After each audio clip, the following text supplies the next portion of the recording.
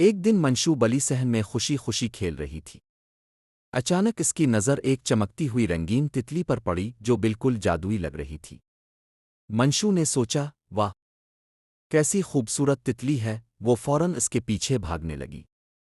तितली एकदम रुकी और अचानक इसके प्रों से एक चमकदार रोशनी निकली जो मंशू पर पड़ी।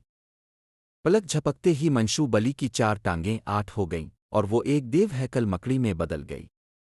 पहले तो मंशू जोर जोर से चीखी मगर फिर इसे एहसास हुआ कि अब वो दीवारों पर चढ़ सकती है, जाल बांध सकती है और हवा में झोल भी सकती है। वो बहुत हैरान हुई। लेकिन जैसे ही वो अपने दोस्तों के पास गई सब डर कर भाग गए। कोई भी इसे पहचान नहीं पाया। मंशू बहुत उदास हुई। इसने फैसला किया कि वो अपनी असल शक्ल में वापस जाना चाहती है। वो दोबारा तितली को ढूंढने निकली। तितली मिली, मंशू ने मुआफ़ी मांगी और जादू वापस हुआ। अब मंशू दोबारा बली बन गई और उसने सीखा कि असल में वो जैसे है वैसा ही अच्छा है।